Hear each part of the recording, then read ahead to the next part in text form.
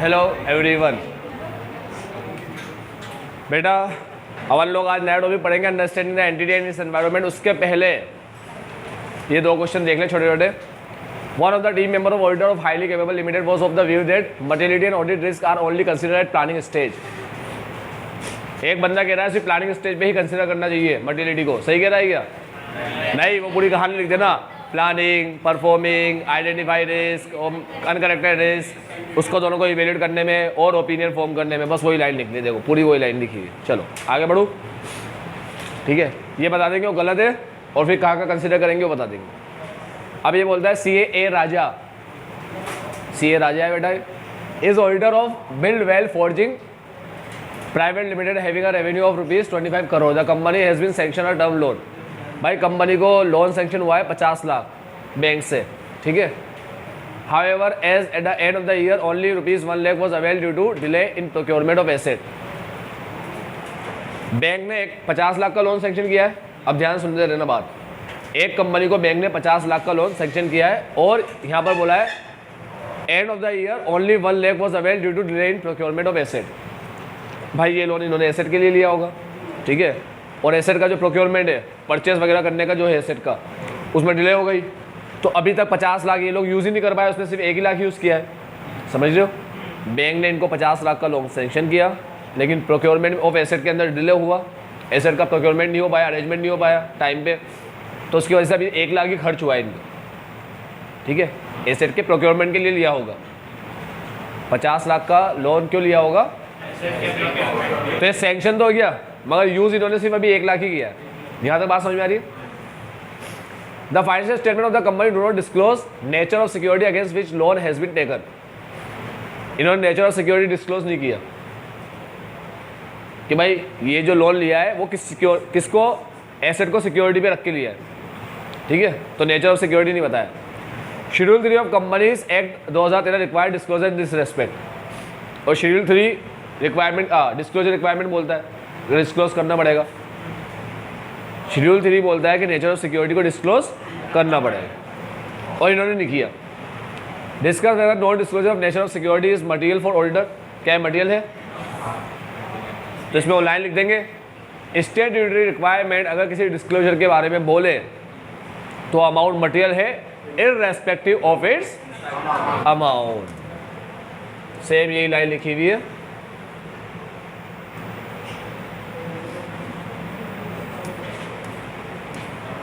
ये रहा 6 अपना, ये रहा it is to be considered material. Schedule 3 mandate disclosure of nature security. Schedule 3 बोलता है कि डिस्क्लोज करना ही पड़ेगा, तो मतलब करना है, खत्म हो गई बात। ठीक है, फिर अमाउंट से मतलब नहीं है। The amount involve is irrelevant. चलो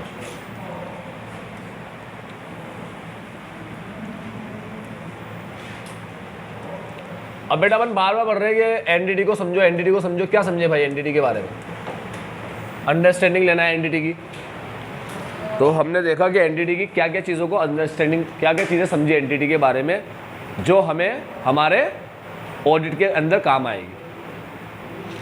क्या सभी समझना है क्या भाई? एनडीटी के बारे में पूरा समझने बैठ जाए, उसका बिजनेस वगैरह वो कैसे करता है, क्या करता है, सभी समझने बैठ जाए, या जो हमारी चीज़ से रिलेवेंट रखता है, ठीक है, फाइनेंशियल स्टेटमेंट से जो रिलेवेंट है वो सारी चीज़ें समझे।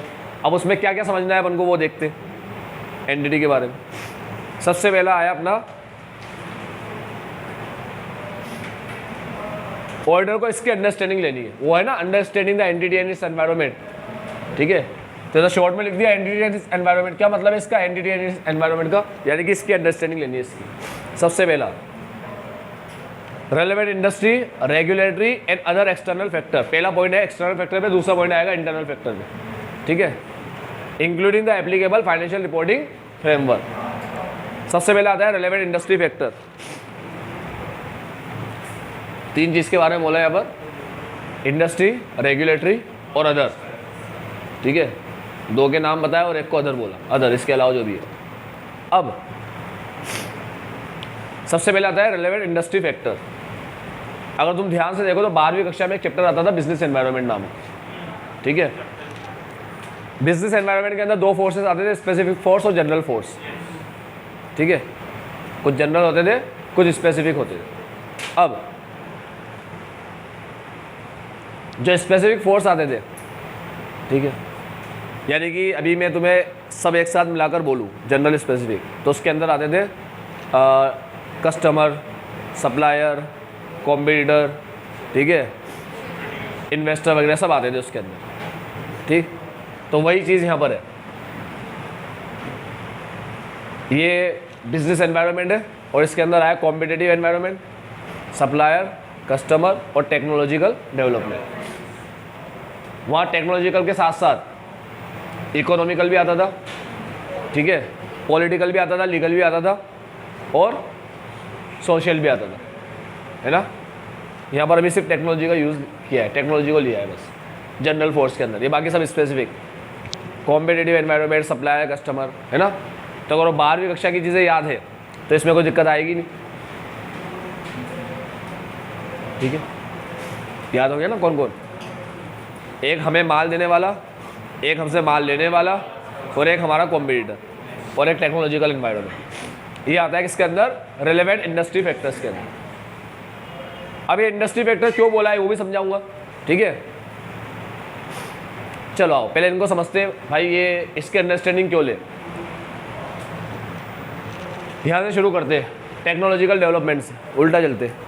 अगर टेक्नोलॉजिकल डेवलपमेंट की अंडरस्टैंडिंग लोगे तो तुम्हें पता पड़ेगा कि कैसे कैसे डेवलपमेंट आ रहे हैं टेक्नोलॉजी के अंदर, किस तरीके से डेवलपमेंट होते हैं, ठीक है। और उसके हिसाब से हमारा स्टॉक सही तो वैल्यू हुआ है नहीं हुआ। मतलब अगर जैसे मोबाइल कंपनी है, अब 4G की जगह 5G आ गया, तो 4G का जो स्टॉक है, ठीक है, टेक्नोलॉजिकल डेवलपमेंट 4G के जो स्टॉक है, मोबाइल का जो स्टॉक है, उसको इफेक्ट करेगा या नहीं करेगा, करेगा ना। वो ऑब्सोलीट में आ जाएगा फिर, अगर नहीं बिक पाया तो फिर उसे ऑब्सोलीट के हिसाब से वैल्यू करना पड़ेगा। आए नॉर्मल स्टॉक के हिसाब से वो वैल्यू नहीं होगा, फिर वो NRV पे वैल्यू होगा, ठीक है। अब उसकी रिलायजेबल वैल्यू क्या है, तो टेक्नोलॉजिकल डेवलपमेंट किसको इफेक्ट करेगा, हमारे बिजनेस को। तो रिस्क होता है, अगर मान लो मुझे बात पता नहीं है कि भाई 5G, मुझे बात पता नहीं है कि 5G आ गया, 4G का स्टॉक वो हो चुका है, तो उस केस में उन लोगों ने जो स्टॉक का वैल्यूएशन दिखा रखा है मैं उसे सही मान लूँगा, जबकि वो स्टॉक का वैल्यूएशन सही नहीं है। तो ये बात समझ में आती है पक्का। बेटा लाइट वगैरह ऑन कर दो, दिव्यांश ऑन कर देना यार, और AC का को बंद कर रखा है यार।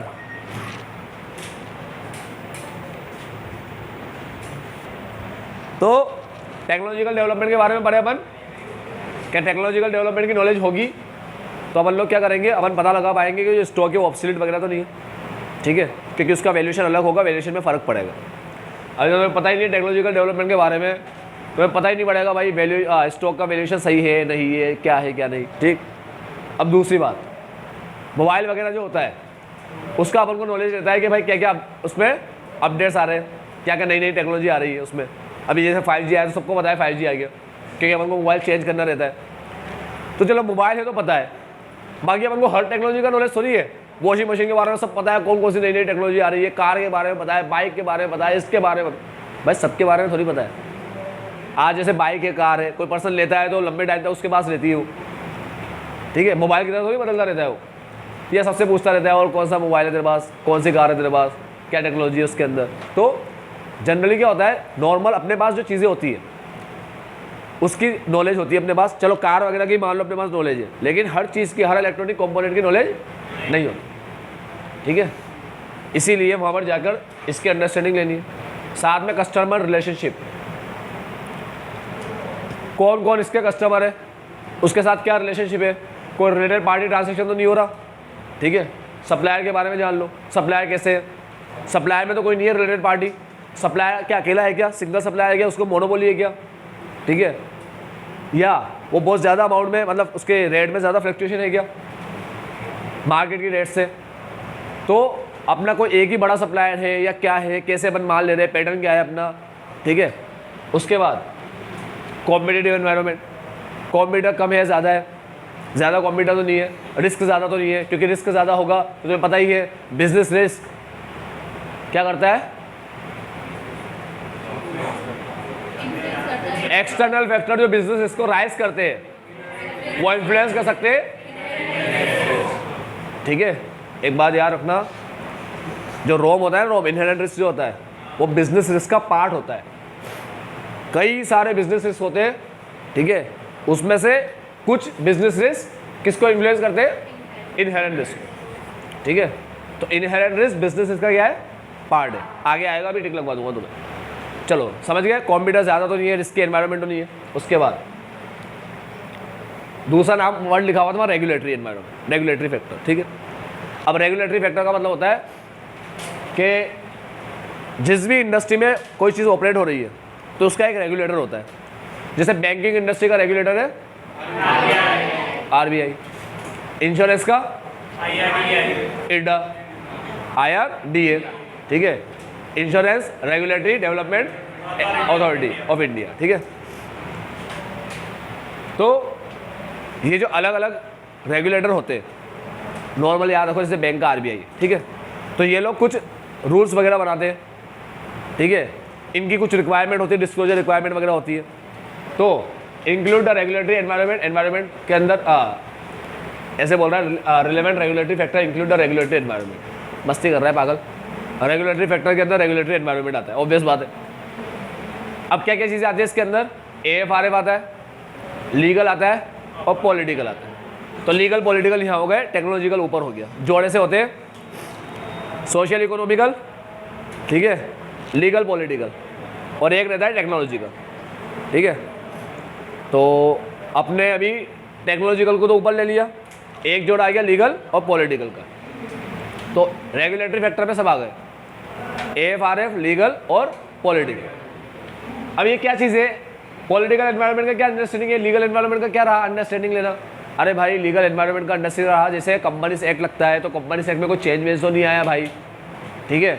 उसके हिसाब से जो भी चेंज आया है, कोई रिक्वायरमेंट में चेंज आया हो, ठीक है, कोई डिस्क्लोजर रिक्वायरमेंट में चेंज आया हो, तो फिर कंपनी उस चेंज के हिसाब से अपने अकाउंट को बना रही है या नहीं बना रही, ठीक है। ऐसे ही पॉलिटिकल एनवायरनमेंट देखना पड़ता है, गवर्नमेंट ने कोई ऐसी पॉलिसी तो नहीं बना दी जिससे वो बिजनेस खतरे में आ जाए, उसका गोइंग कंसर्न खतरे में आ जाए, ठीक है। ऐसी कोई पॉलिसी तो नहीं है, क्योंकि अगर गोइंग कंसर्न खतरे में आ गया तो फिर वो अजम्पशन फॉलो नहीं होता। आई बात समझ में? तो इन एनवायरनमेंट को समझना पड़ेगा और AFRF को समझना पड़ेगा। भाई क्या AFRF वही है क्या AS, या AS बदल चुका है, अब इन AS आ चुका है, और आ चुका है तो क्या ये लोग बराबर यूज़ कर रहे हैं नहीं कर रहे? तो इनके बारे में समझना समझ में आया अपन क्यों समझते हैं इनके बारे में, ठीक है। ताकि कोई भी चीज़ में चेंज आ रहा है तो क्या उस चेंज के हिसाब से एंटिटी बराबर रेस्पॉन्स दे रहा है क्या उसका, या वो चेंज हमारा रिस्क बढ़ा रहा है क्या, ये अपन को देखना होता है, ठीक है। अब आता है अदर। मैंने तुम्हें कहा था नाम है अदर, लेकिन अब आएगा इकोनॉमिक कंडीशन आएगी, ठीक है। रेगुलेटरी कंडीशन हो गई, अब इकोनॉमिक इकोनॉमी आ गई। इकोनॉमिक के अंदर तुम लोग पढ़े थे 12वीं कक्षा के अंदर ये इंटरेस्ट रेट और इन्फ्लेशन, ठीक है। तो इन्फ्लेशन एक्सेट्रा इंटरेस्ट रेट वगैरह का अपन क्या करेंगे, अंडरस्टैंडिंग लेंगे कि भाई इन्फ्लेशन क्या है मार्केट में, ठीक है, बढ़ रहा है या कम हो रहा है, क्या है, इसकी नॉलेज भी होनी चाहिए। जनरल इकोनॉमिक कंडीशन की नॉलेज भी होनी चाहिए। जनरल, ये जनरल बात कर रहा है बेटा, जनरल, ठीक है। एक जनरल नॉलेज होनी चाहिए भाई, इंटरेस्ट की रेट क्या चल रही है। जब अपन किसी की ऑडिट करने जा रहे हैं ना, तो ये जनरल चीज़ें होती है जो अपनी नॉलेज में ये चीज़ होनी चाहिए, ठीक है, ताकि अपन को पता पड़े कि ये चीज़ एनडीटी को किस तरीके से अफेक्ट कर सकती है। आई बात समझ लो। चल कितनी हो गई? सबसे पहले बिजनेस एनवायरनमेंट के अंदर आता है इंडस्ट्री के नाम से दिया, इंडस्ट्री फैक्टर के अंदर इंडस्ट्री कंडीशन आता है, रेगुलेटरी फैक्टर के अंदर रेगुलेटरी कंडीशन आता है, और एक लास्ट में इकोनॉमिक कंडीशन आता है। अब इंडस्ट्री फैक्टर के अंदर इंडस्ट्री कंडीशन आता है। ये कौन कौन सी है? कॉम्पिटिटर, सप्लायर, कस्टमर और टेक्नोलॉजिकल यहाँ दे दिया, ठीक है। अब लीगल पॉलिटिकल आगे आएगा, उसके बाद इकोनॉमिकल आएगा, ठीक। ये कुछ एग्जाम्पल भी तुम्हें दे रखे।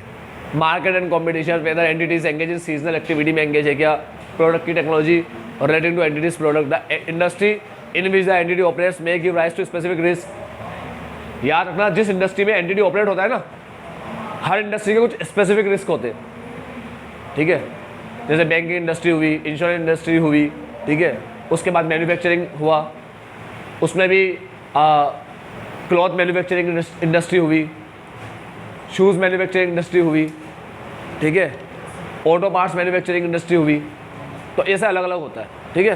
तो सबके रिस्क, हर इंडस्ट्री के कुछ स्पेसिफिक रिस्क होते हैं कि यार यहाँ पर ऐसी इंडस्ट्री में ऐसे रिस्क है, ऐसी इंडस्ट्री में ऐसे रिस्क है। जैसे अभी कपड़े की बात कर लो तो आउट ऑफ फैशन होने का रिस्क है वहाँ पर। जैसे आउट ऑफ फैशन हो गया वो ऑब्सोलीट बन जाएगा, तो ध्यान रखना पड़ता है, समझना पड़ता है हमको कि आउट ऑफ फैशन तो नहीं हो गया प्रोडक्ट, ठीक है, किसका फैशन चल रहा है वो मालूम करना पड़ता है।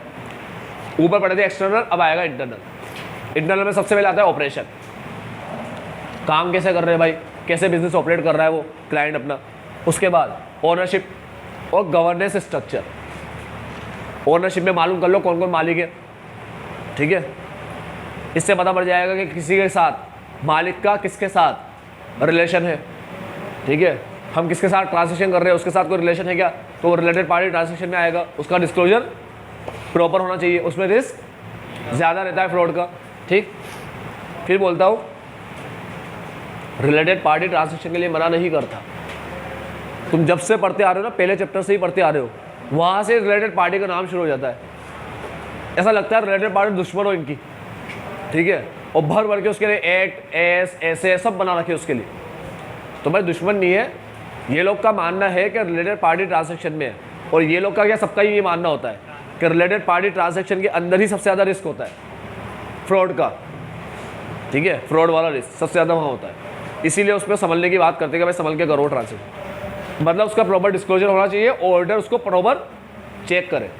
तो ओनरशिप जान लो, इससे रिलेटेड पार्टी का रिलेशनशिप पता पड़ जाएगा, रिलेटेड पार्टी रिलेशनशिप पता पड़ जाएगा। Governance structure, board of director में कौन कौन है, कितने लोग हैं, किन की क्या ड्यूटी है, क्या रोल्स है, किसने कौन कौन से डिपार्टमेंट संभाल रखे हैं, ठीक है, तो थोड़ा उसका आइडिया हो जाएगा, ठीक, कौन ऑथोराइज पर्सन है, कंट्रोल किस तरीके से काम कर रहा है, ठीक। चलो, types of investment that the entity is making, कौन कौन से इन्वेस्टमेंट उसने कर रखे हैं, क्या उसने किसी में 50% से ज़्यादा इन्वेस्टमेंट कर रखा है, क्या बन जाएगी सब्सिडरी। क्या उसने किसी में 20% या उससे ज़्यादा इन्वेस्टमेंट कर रखा है, एसोसिएट बन जाएगी, ठीक है। तो क्या उसकी सब्सिडरी है क्या, एसोसिएट है क्या। ज़्यादा सब्सिडरी एसोसिएट होते हैं तो कॉम्प्लेक्स ट्रांजेक्शन हो जाता है, फिर समझ में आई बात। तो उसका इन्वेस्टमेंट का टाइप क्या है, 50% ज़्यादा कर रखा है, 20% या उससे ज़्यादा कर रखा है, ठीक है। And plan to make including investment in special purpose entities. बेटा स्पेशल पर्पस एंटिटीज किसी को पता है तुम में से क्या होता है, एसपी क्या होता है पता है, स्पेशल पर्पस एंटिटीज।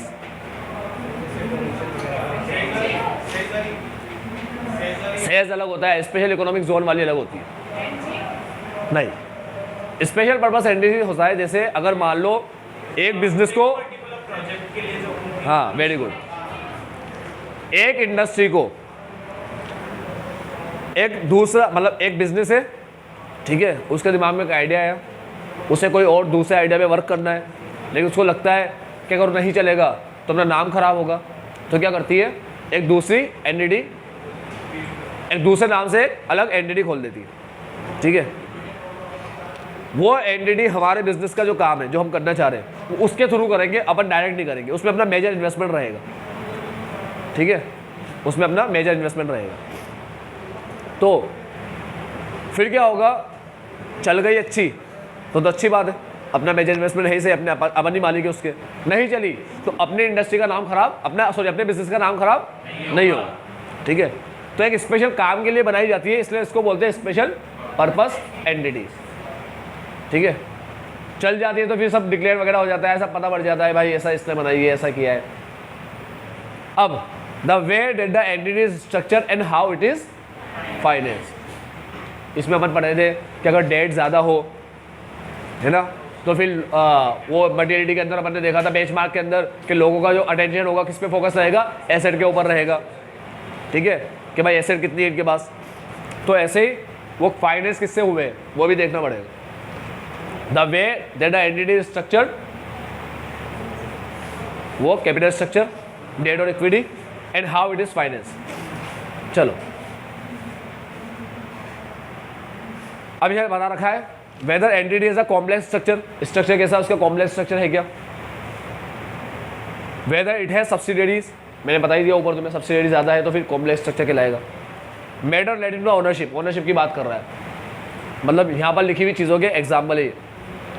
ओनरशिप के अंडरस्टैंडिंग लोगे and relation between owner and other person, इससे तुम्हें रिलेटेड पार्टी के बारे में पता पड़ जाएगा, तुम रिलेटेड पार्टी ट्रांजेक्शन आइडेंटिफाई कर पाओगे।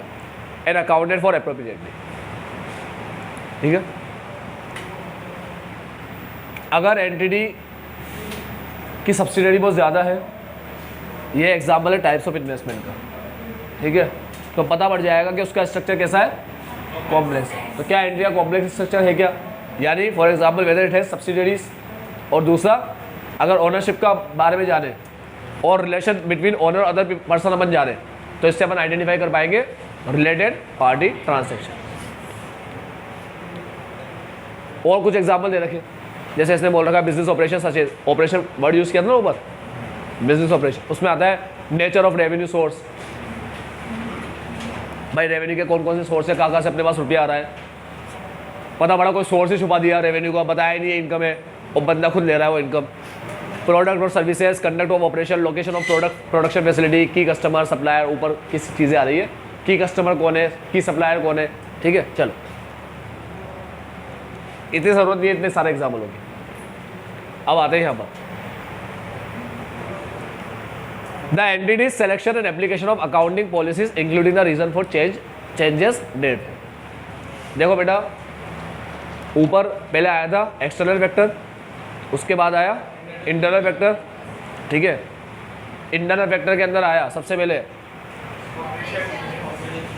ऑपरेशन ओनरशिप, ठीक है, इन्वेस्टमेंट और वे इट इज फाइनेंस, ठीक है, ऑपरेशन ओनरशिप इन्वेस्टमेंट और वे इट इज फाइनेंस। यहां पर आता है अकाउंटिंग पॉलिसी का सिलेक्शन। अब ये कुछ भी नहीं है, सिलेक्शन कैसा होना चाहिए, हाँ, तो वही बोल रखा है यहाँ पर, एप्रोप्रिएट और कंसिस्टेंट होना चाहिए। अब यह बोलने का तरीका थोड़ा अलग है, बस अपन बोलते थे सिलेक्शन एप्रोप्रिएट होना चाहिए और एप्लीकेशन कंसिस्टेंट होना चाहिए।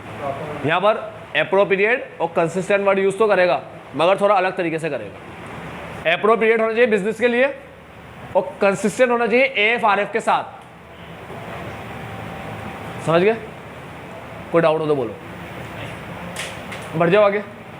हाँ, बात एप्रोप्रिएट और कंसिस्टेंट वाली बोलता है, मगर अपन ने पढ़ा था एप्रोप्रिएट, सिलेक्शन और एप्लीकेशन कंसिस्टेंट होना चाहिए। यहाँ एप्रोप्रिएट होना चाहिए बिजनेस के लिए और कंसिस्टेंट होना चाहिए AFRF के हिसाब से, ठीक है। अब आगे बोलता है entity and entities objective and strategy. देखो बेटा, पहली बात आ गई पॉलिसी की, अब दूसरी बात आई स्ट्रेटेजी, ठीक है। पॉलिसी बनी, स्ट्रेटेजी बनी, अब आएगा परफॉर्मेंस के बाद। चलो पहले इसको देख लेते हैं, objective strategy. The entity's objective strategy and those related business risk that may result in risk of material misstatement.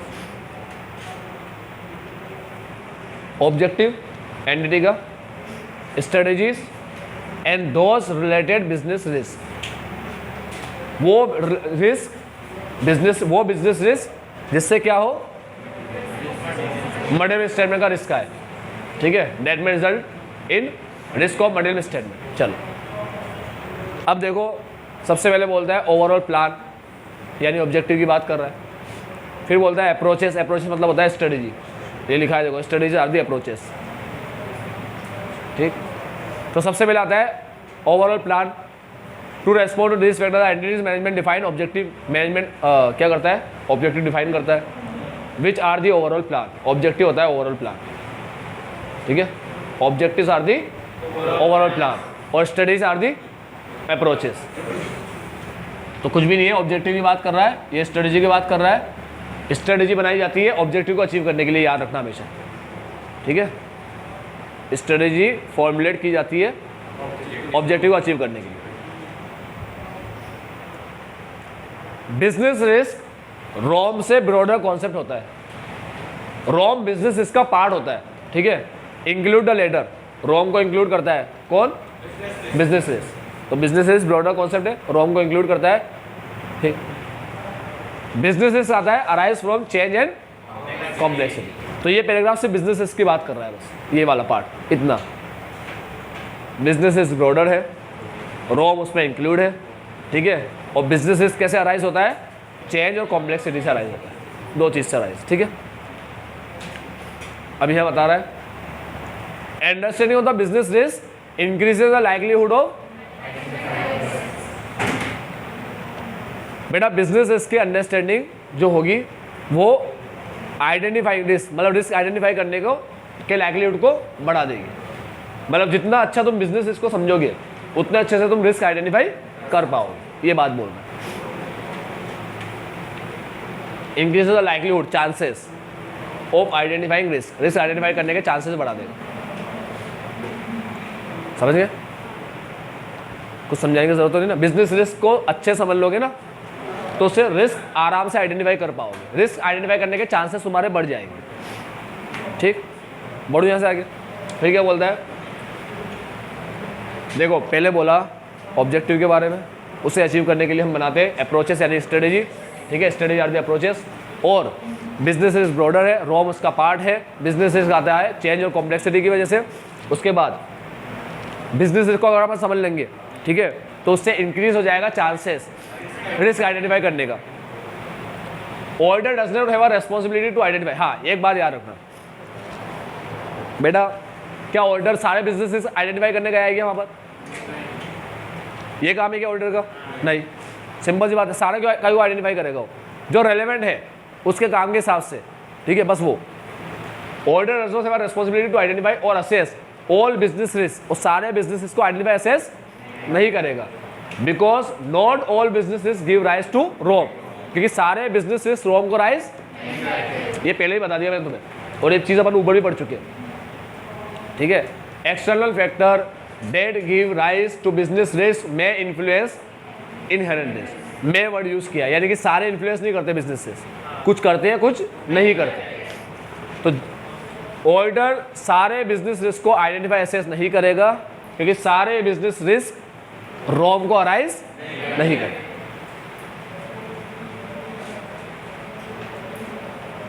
फिर बता रखा है इंडस्ट्री डेवलपमेंट वगैरह के बारे में। Industry development entity does not have a personnel और एक्सपर्टीज। ये देखो पहला रिस्क, भाई कोई इंडस्ट्री डेवलपमेंट आया, कोई नई चीज़ आई, कोई नया काम करने का तरीके में कोई चेंज आया, ठीक है, और हमारे पास ऐसे बंदे है ही नहीं जो उसको रेस्पॉन्ड कर सके। ठीक है, हमारे पास ऐसे बंदे है ही नहीं जो रेस्पॉन्ड कर सके। जैसे वो प्रोग्रामिंग लैंग्वेज आती है ना, बदलती रहती है। ठीक है, C++, जावा, पाइथन। अब पाइथन पे काम चल रहा है, सारे सॉफ्टवेयर एप्लीकेशन उस पर बनेंगे। ठीक है, तो पर्सन को उसकी नॉलेज होनी चाहिए। तो हमारे पास ऐसे पर्सनल है क्या जो उस पर काम कर सके? अब पहले क्या था, नोकिया का मोबाइल ज़्यादा बिकता था। ठीक है, तो नोकिया का मोबाइल ज़्यादा बिकता था, नोकिया का ऑपरेटिंग सिस्टम था सिम्बियन, और फिर आया गूगल का एंड्रॉयड। अब जो भी फ़ोन बिकते हैं उसमें ऑपरेटिंग सिस्टम होता है एंड्रॉयड। ठीक है, तो जो सिम्बियन के डेवलपर्स थे उनको एंड्रॉयड सीखना पड़ेगा। ठीक है, तब जाके वो एंड्रॉयड पे वर्क कर सकेंगे। तो सिम्बियन के डेवलपर थे। ठीक है, तो हमारे पास कभी कभी ऐसे इंडस्ट्रियल डेवलपमेंट आते हैं कि हमारे पास उसको जवाब देने के लिए, रेस्पॉन्ड देने के लिए कोई पर्सनल या एक्सपर्टीज नहीं होती। Entity does not have a personnel और expertise to deal with the changes. नया प्रोडक्ट और सर्विसेज आई मार्केट में, ठीक है, वो क्या बना देगा? Increase product. पढ़ चुके, सारा ऊपर पढ़ चुके। ठीक है, नया प्रोडक्ट सर्विस आने से पुराने प्रोडक्ट एक तरीके से लाइबिलिटी की तरह है, वो ऐसे ही पढ़े। ठीक है, और बस एक्सपेंशन ऑफ बिजनेस के बारे में बता रखा है, कुछ काम का हो तो देखें। हाँ, बता देता हूँ चलो। ऐसे ही बिजनेस इतना एक्सपेंड कर लिया, हर जगह अपना बिजनेस है, पता ही नहीं पड़ पा रहा, डिमांड को अच्छे से एक्यूरेट कर ही नहीं पा रहे, पता ही नहीं पड़ पा रहा कितनी डिमांड आएगी कहाँ पर। ठीक है, क्योंकि डिमांड पता करना बहुत ज़रूरी होता है। इससे हमें प्रोडक्शन वगैरह में भी समझ में आता है कि प्रोडक्शन वगैरह क्या होगा, प्राइस क्या रखनी है, क्या नहीं करनी। तो क्या हो रहा है, इतना बिजनेस एक्सपेंड कर लिया कि डिमांड को एक्यूरेटली अपन प्रेडिक्ट, एस्टिमेट नहीं कर पा रहे। ठीक है, मेजरमेंट एंड रिव्यू, पॉलिसी बन गई, स्ट्रेटेजी बन गई, अब परफॉर्मेंस आएगा। ठीक है, internal factor, external factor, policy, strategy, अब performance. Measurement and review of the entity's financial performance, performance का मेजरमेंट और रिव्यू। बहुत शानदार चीज़ बोलता है। हमारी जो परफॉर्मेंस होती है, ठीक है, उसको लेकर हमारे ऊपर दो तरह के प्रेशर होते हैं। पहला प्रेशर होता है एक्सटर्नल, मतलब हमारा कंप्यूटर अच्छा काम कर रहा है, ठीक है, हमारा कंप्यूटर अच्छा काम कर रहा है तो हम भी अच्छा काम करें, सही है ना। ये अपने ऊपर प्रेशर होता है, बर्डन होता है। तो अब अगर अपन कंप्यूटर के हिसाब से अच्छा काम नहीं कर रहे तो मार्केट में शेयर की वैल्यू बढ़ाने के लिए अच्छा काम करना पड़ेगा, या नहीं कर पा रहे तो झूठ मूठ का दिखाना पड़ेगा, या चीटिंग कर लो या सही में अच्छा काम कर लो। तो मैनेजमेंट क्या करेगा? हाँ, चीटिंग भी कर सकता है ऐसे केस में, जब वो नहीं कर पा रहा, अच्छी परफॉर्मेंस नहीं दे पा रहा, तब चीटिंग भी कर सकता है। याद रखना, चीटिंग वही करता है जो कैपेबल ना हो सही करने के लिए, सही से काम करने के लिए, जो कैपेबल ना हो, असक्षम पर्सन हो, सक्षम ना हो, जो ऐसे लोग ही क्या करते हैं? चीटिंग करते हैं। ठीक है, याद रखो। आज सिंपल सी भाषा है, तुम्हें एग्जाम में अच्छी पढ़ाई लिखाई करके गए, पूरा पढ़ के गए अच्छे से ऑडिट, तुम्हें सारे क्वेश्चन वहाँ आते हैं, तो तुम चीटिंग करोगे बैठ करके? कॉमन सेंस है। तुम वहाँ पहुँच गए तो समझ में नहीं आ रहा भाई क्या जवाब लिखो उसका, समझ में नहीं आ रहा क्या है, ऑनलाइन कोचिंग लगा ली, कहीं से पढ़ लिया, ठीक है, और समझ में कुछ आ नहीं रहा, अब तुम्हें पढ़ के गए नहीं, तुम वह पिक्चर बन गई जाके, ठीक, तो फिर क्या करोगे? हर कोई चाहता है रिजल्ट हमारा क्या रहे? अच्छा रहे। फेक रेवेन्यू दिखा दिया, ये कर दिया, वो कर दिया। इसीलिए एक प्रेशर आता है हमारे ऊपर एक्सटर्नल, और एक होता है इंटरनल। इंटरनल मतलब कि हमने देखा होता है कि यार हर साल हमारा बिजनेस 5% या 10% से ग्रोथ कर रहा है, हम चाहते हैं इस बार भी करें, तो हमने पूरा हमारा वो बनाया था ऑब्जेक्टिव कि इस बार हम इतनी सेल करेंगे, इतना अचीव करेंगे, ये करेंगे, वो करेंगे। अब वो अचीव नहीं हो रहा, तो क्या करेंगे? जो स्टैंडर्ड हमने सेट किया था हम वो अचीव नहीं कर पाए, तो उसको अचीव करने के लिए, इसे दिखाने के लिए हमने वापस क्या कर ली? चीटिंग, यानी वो फ्रॉड करके फाइनेंस स्टेटमेंट में हाँ फेक रेवेन्यू वगैरह दिखा दिए। आई बात समझ में? तो इसकी बात कर रहे हैं, परफॉर्मेंस मेजर्स वेदर एक्सटर्नल और इंटरनल। परफॉर्मेंस मेजर्स, ये समझते हो वर्ड का मतलब? परफॉर्मेंस मेजर वर्ड का मतलब समझते हो? कौन समझता है तुम में से? अब सिंपल वर्ड है, इसमें क्या परफॉर्मेंस को मेजर करना? परफॉर्मेंस के मेजर्स, समझ गए ना? ये है, परफॉर्मेंस को मेजर करने की बात नहीं कर रहा, परफॉर्मेंस के मेजर्स। परफॉर्मेंस के मेजर्स यानी कि परफॉर्मेंस के स्टैंडर्ड्स, ठीक है, जिसके हिसाब से अपन को परफॉर्मेंस देनी है, तो वो चाहे तो एक्सटर्नल हो चाहे तो इंटरनल हो, create pressure on the performance के जो स्टैंडर्ड्स है ना, स्टैंडर्ड्स मेजर्स, वो एंटिटी पे प्रेशर क्रिएट करते हैं, भले वो एक्सटर्नल हो चाहे इंटरनल, ठीक है। अब इस प्रेशर में रहकर एंटिटी क्या करेगा? इसका जवाब देगा। दो तरीके से दे सकता है, मेहनती और ईमानदार है तो वैसे उसका जवाब देगा, निकम्मा और बेईमान है तो फिर फ्रॉड करके देगा जवाब। दिस प्रेशर इन टर्न, यार दिव्यांश तू ऐसे मुँह नीचे क्यों कर लेता है निकम्मे और बेईमान में? पागल है, देखो देख के बोलो, तो मेहनती आदमी, दिन रात पढ़ाई में तू लगा रहता है, ठीक है, तूने अपना पूरा जीवन इसको समर्पित कर दिया है सीए को, तूने ऐसा डेडिकेटेड बच्चा तो मेरे जीवन में नहीं देखा कभी। दिस प्रेशर्स, आंसू हो गया खुशी के आंसू। This pressure in turn may motivate management to take action to improve the business performance. ठीक है, यहाँ तक हो गई बात। ये प्रेशर मैनेजमेंट को मोटिवेट करेंगे, ठीक है, कि अपने बिजनेस परफॉर्मेंस को इम्प्रूव करें, या फिर do misstate the financial statement, shortcut ले ले, ठीक है। Pressure to achieve performance target में result in management action that increase the risk of, इससे रिस्क बढ़ता है, और specially risk due to fraud. ठीक, ये लाइन बहुत काम की लाइन है, बाकी लाइन तो अपने हिसाब से लिख पाओगे। परफॉर्मेंस मेजर जो होते हैं, परफॉर्मेंस मेजर्स चाहे इंटरनल हो चाहे एक्सटर्नल, कोई से मेजर्स, ठीक है, ये एंटिटी पे प्रेशर डालते हैं, क्रिएट करते हैं प्रेशर। इस प्रेशर का जवाब देता है एंटिटी क्या, कि या तो वो मोटिवेट होकर अच्छी परफॉर्मेंस देगा, या वो मिसस्टेटमेंट कर देगा, मिसस्टेट कर देगा फाइनेंशियल स्टेटमेंट में, ठीक है। इससे रिस्क बढ़ जाएगा, और स्पेशली फ्रॉड का, ठीक है। विच इन टर्न, इसके साथ ही जोड़ दिया line, which in turn increase the risk of material misstatement specially due to fraud. खत्म हो गई बात, कहीं को तुम्हारे हिसाब से लिख देना, तुम समझ गए ना लाइन, बस जरूरी नहीं लाइन छापना। ये अच्छी लाइन है, इससे स्टार्टिंग समझ में आता है कि लिखेंगे क्या बात, तो ये याद रख लेना, बस खत्म हो गई बात। चलो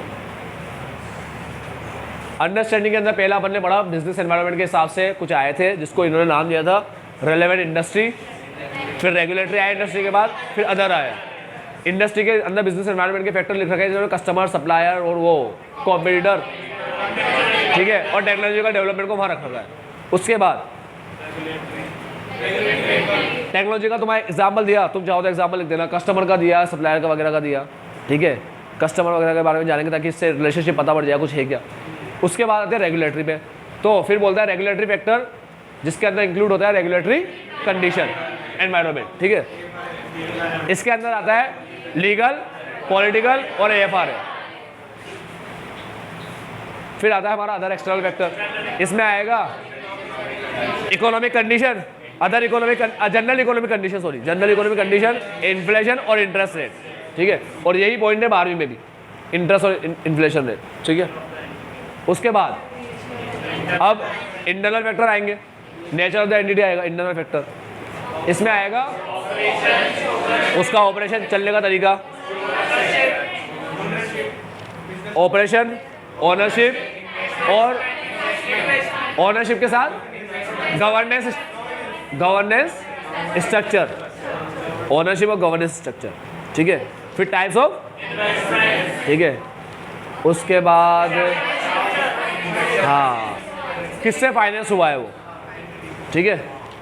अब टाइप्स ऑफ इन्वेस्टमेंट के अंदर आएगा अपना के इंक्लूडिंग, तुमने लिखा types of investment including investment in special, ठीक है। और एंटिटी किस तरीके से स्ट्रक्चर है और फाइनेंस है, हाउ इट इज फाइनेंस, ठीक है, how it is structured, how it is finance, ठीक है। उसके बाद अपन बढ़े, इंटरनल एक्सटर्नल हो गया, फिर पॉलिसी आई, ठीक है, फिर स्ट्रेटजी आएगी। अब पॉलिसी वाली बात आई, अकाउंटिंग पॉलिसी की बात, तो यहाँ पर बढ़े एंटिटी का सिलेक्शन, एप्लीकेशन, अकाउंटिंग पॉलिसी का, ठीक। एप्रोप्रिएट होना चाहिए बिजनेस के लिए और कंसिस्टेंट होना चाहिए AFRF के हिसाब से। तो पॉलिसी का सिलेक्शन और एप्लीकेशन आता है साथ में किसके, चेंजेस के साथ, चेंजेस का रीजन। उसके बाद आता है स्ट्रेटजी, पॉलिसी हो गई, अब स्ट्रेटजी आएगी, स्ट्रेटजी ऑब्जेक्टिव के साथ आएगी। ऑब्जेक्टिव को बोलते हैं ओवरऑल प्लान, स्ट्रेटजी को बोलते हैं अप्रोचेस, ब्रॉड अप्रोचेस, ठीक है, जो हमें ऑब्जेक्टिव अचीव करने में हेल्प करते हैं, ठीक है। स्ट्रेटजी ऑब्जेक्टिव अचीव करने के लिए बनाई जाती है, ठीक है। Strategies are formulate to achieve objective, ठीक है। और साथ में यहाँ पर बिजनेस रिस्क आ जाएगा। बिजनेस रिस्क के बारे में बताया कि ब्रॉड होता है, रॉम इसमें इंक्लूड होता है, और बिजनेस चेंज और कॉम्प्लेक्सिटी आता है, और सारे बिजनेस इसकी ऑर्डर स्टडी नहीं करता, आइडेंटिफाई एसेस नहीं करेगा सारे बिजनेसेस को, क्यों, क्योंकि सारे बिजनेसेस रॉम को राइज नहीं करते। हाँ, लेकिन बिजनेस रिस्क की वो अंडरस्टैंडिंग लेगा तो उससे रिस्क आइडेंटिफाई करने के चांसेस उसके बढ़ जाएंगे, ठीक है। फिर आता है management and review of performance, इसमें अपन वो पढ़े कि परफॉर्मेंस मेजर चाहे एक्सटर्नल हो चाहे इंटरनल हो, ये प्रेशर डालते हैं, इस प्रेशर की वजह से वो मोटिवेट होकर अच्छा काम करेगा या बिगाड़ेगा, मिसस्टेट करेगा, ठीक है। तो मिसस्टेट करेगा तो इसमें रिस्क है, सॉरी ये हमारे रिस्क को बढ़ा देगा, ठीक है, और स्पेशली रिस्क ऑफ फ्रॉड। चलो आज के इतना ही, बाबा take care, have a nice day. नहीं यार रुको, थोड़ा सा ये देख लो। अरे हाँ, ये परफॉर्मेंस कहाँ से आते हैं, कुछ परफॉर्मेंस के इंडिकेटर्स होते हैं, फाइनेंशियल, नॉन फाइनेंशियल, यानी किसी के परफॉर्मेंस का इंडिकेटर होता है कस्टमर्स, कि भाई इसका कितना कस्टमर है, इसका कितना मार्केट कैप्चर कर रखा है, ठीक है। और किसी का परफॉर्मेंस इंडिकेटर होता है उसकी सेल, रेवेन्यू वगैरह से कंपेयर करते हैं बल, ठीक है, उसका रेवेन्यू क्या है, उसकी नेटवर्थ कितनी है, क्या चीज़ है क्या नहीं है, ठीक है। अब जनरली परफॉर्मेंस में अंदर क्या आता है, रेवेन्यू आता है, रेवेन्यू और प्रॉफिट आता है, और कस्टमर्स बेस आता है, ठीक है। जनरली ये की इंडिकेटर्स होते हैं, कस्टमर आ गया नॉन फाइनेंशियल में, और रेवेन्यू और प्रॉफिट आ गया, की रेशियो वगैरह ट्रेंड चेक कर लो, period on period financial performance analyse कर लो, पहले क्या थी अभी क्या है, ठीक है। उसके बाद बजट फोरकास्ट वगैरह देख लो, उसके साथ में क्रेडिट रेटिंग एजेंसी रिपोर्ट, ये एक इंडिपेंडेंट एजेंसी होती है, तो एक बार इसकी रिपोर्ट चेक कर लो, ठीक है, क्रेडिट रेटिंग क्या दे रखी है इसने वो चेक कर लो, तो इससे भी अपन को थोड़ा आइडिया हो जाता है उनकी परफॉर्मेंस वगैरह का कंपनी। चलो आज के दिन में बाबा टेक के हवाले से आपका दिन मंगल।